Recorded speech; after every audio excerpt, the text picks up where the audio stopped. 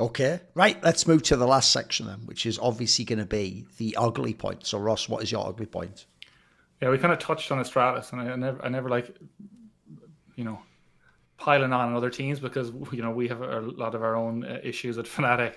But I think Astralis and Falcons, you have to look at they've missed the last two majors in Counter Strike, and they've probably had the most significant investment profile or kind of footprint of all the teams. I think Astralis sold their League of Legends LEC spot and went out and acquired the duo from Heroic to build a super team, which was not too super. And then you had the Falcons guys who have went out and invested record sums in Counter Strike and esports in general, and it's been really disastrous.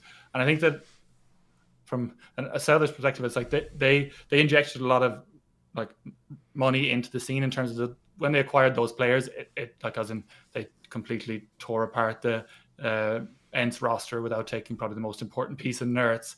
But it injected a lot of money into the scene, and kind of all teams had to rebuild. And there was, I think, it in ways buoyed the transfer market that was for sure quite stagnant. Yes. Like out of nowhere, we kind of saw really significant transfer fees off the back of Astralis's LEC spot sale and Falcons entering the scene. And then neither of those teams were able to materialize that into anything meaningful. And there hasn't even been glimpses of things that are that would excite fans. Where like the concept, I'm not really like I don't enjoy, like I wouldn't really like enjoy working in an environment where you have kind of a never-ending budget to go out and build rosters.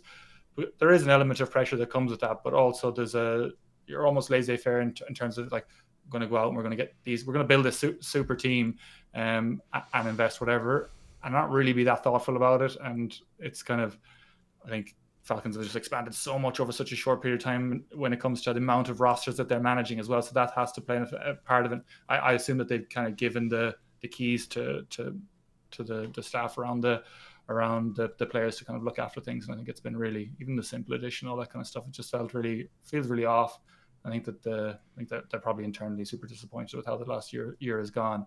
But I don't know, are they going to come back in the start of next year and trying to, most likely Falcons will. They will probably come back and build another super team. I don't know what the next kind of step is for Astralis, but I think that their last year has been, for the level of investment that they've made into Counter Strike, I think it's been nothing shy of disastrous. Yeah. What do you think, Maui? Well, yeah, Falcons and Astralis failing to make it, two of the heaviest hitters in the space in terms of brand expenditure. That's obviously kind of. I actually have, I don't know. My angles on this are just that I don't think you should just be simply rewarded for roster construction purely based on the numbers, but it should be. And I guess what's annoying about this is that, Astralis didn't make it, and I would love to just also say bad things about them because of how the organization has been. But in terms of the actual players, like, I don't dislike actually any of the players really on Astralis right now.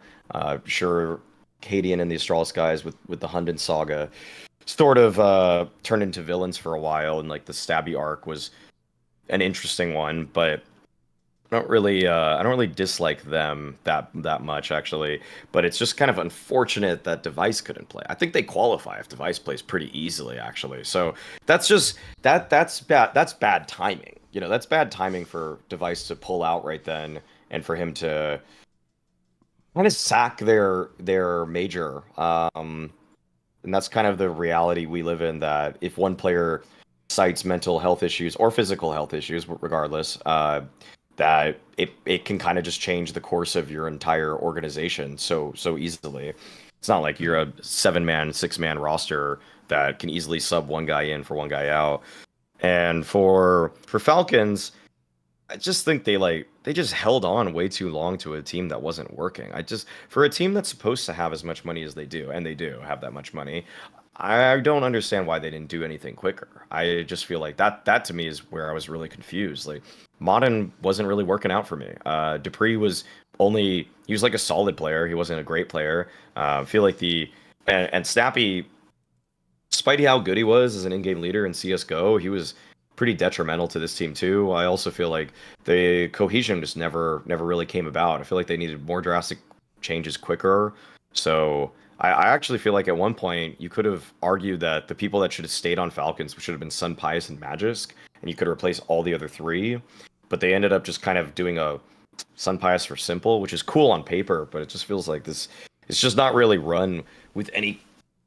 Just the ideas behind a lot of what they were doing just felt off base for me throughout most of what they were throughout their entire 2024, really. Sorry, I think that you like the point you made about Astralis. I agree. I think that they've suffered more, and I have a lot of respect for the idea of like wanting to be the team in Denmark and take that mantle of be like, we're going to build the Danish team. We're going to send our team around Denmark and make, be famous within Denmark and own and be a Counter-Strike team, because I think that like a lot of the times you get distracted by being multi-organizational, like multi-teams, where like ENCE and Mouse, where they're really focused on Counter-Strike. You can see it. You can really see it's evident in their approach. And Astralis tried to do that, and through very aggressive ways of picking apart Heroic and doing everything they can to like take their staff, take their players, take everything to be that team in Denmark and be the thing that, because you if you want to maintain, and there's a thing probably Sweden has lacked, if you want to maintain a player base that is really competitive, you have to have an inspirational team that people want to play for. And Astralis are like thriving to be that, but it's killer when you're going up, making every effort in terms of investment, and then major after major after major is failed qualifications. It must feel brutal internally, but also there must be so much pressure on the staff behind the scenes, because you can't have that level of investment and be one of the teams making serious acquisitions. Because when you make those acquisitions of players, you're essentially writing the check that yes, we're going to qualify for the major. That's it. Yeah, sure. You can't go to your CFO and say, yeah, we want to go and buy these two superstars. We want to bring back Device. We want to have Blame F. We're a lock. We're going to be one of the best teams in the world. Yeah. We're going to go for another legacy. So you have to answer those, from a financial perspective, you have to answer those questions to your board.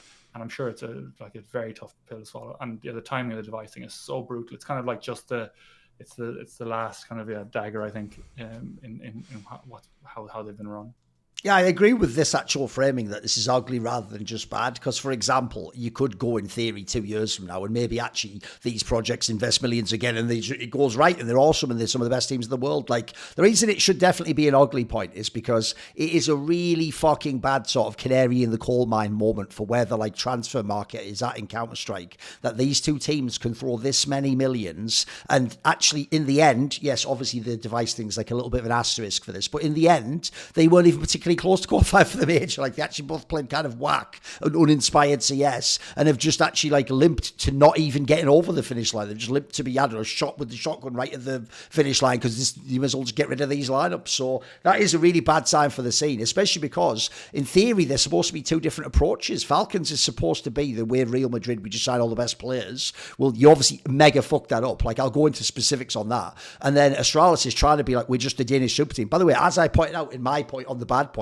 there is still Danish talent. You just haven't got them all together. So if you do it right, you almost certainly could have a 5-man Danish lineup that's like, I don't know, potentially the best team in the world, or at least like top 5. Let's say top 5 to be generous now and not go too crazy on it. So to me, you've mismanaged both squads from different ends. And also, yeah, it's not just this major now, you failed many majors. That's one of the reasons why I have to keep pointing out to fans when they do that sort of like, they pretend like they're playing, championship manager and who would I remove from the squad. I always have to tell them when it's like an Astralis or a Liquid, like, bro, you can't just like not make majors or have super teams worth millions and then just go, I don't like this super team, rebuild, re-roll, I'm just going to start over again. It's like the millions don't just suddenly reappear back in your pocket to spend again. Like, that you've spent the budget. Like, it's why actually one of the real dirty secrets of Counter-Strike for the last 4 years has basically been how certain orgs have had to like paper over the mistakes of super teams with fucking academy players that they almost certainly did not want to put into those rosters. But I'll tell you the dirty secret, guys, they did it because that guy made 3k a month,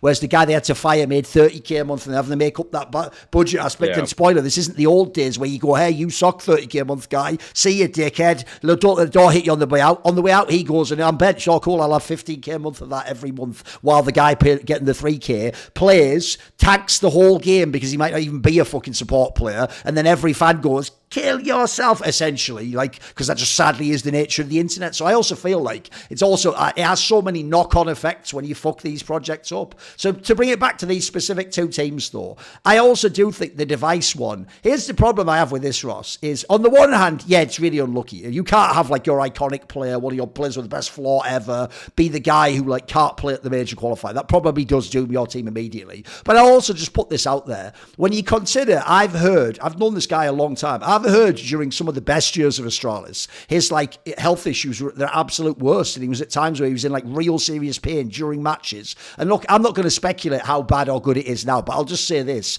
I think you are way more likely to do a move like this. Like, sorry guys, I'm just going to have to take time out. When the team is in disarray like they are at the moment and they're having a lot of things go badly for them and they're not a team where everything's awesome. I think that's the sort of thing where, especially when you're at the point in his career Device is at, you listen, you can go through anything if what's at the end is worth it. But if it doesn't look like you can get where you want to go, maybe you say, I have to take a step back, or I have to wait till you refigure out this roster, or I don't know, maybe I need actual months off. Maybe all the strain of all the shit this year has got to you. So that one's tragic. And then the Falcons one, I'm just going to put this out there. Even though I can't say you could look at, I think the only player the whole time, the only two players were Sampayas and Magisk who were like, not blameless, but like they always could have been recovered. Like I always said to people, I could tell he was never watching Sampayas. He was good. It's just the AWPers aren't as in. Like, it's a reason why the reason people think Modesty is the best player in the world, guys, is actually because he AWPs all the time and he looks at the best player. Aside from that, most people use the rifle half the time now anyway. So players like Sampayas are literally the player that got devalued the most, even though he didn't do anything. He just woke up one day in CS2 instead of CS2. Like the game just changed. And so if you could go back in time now, no one could know this at the time,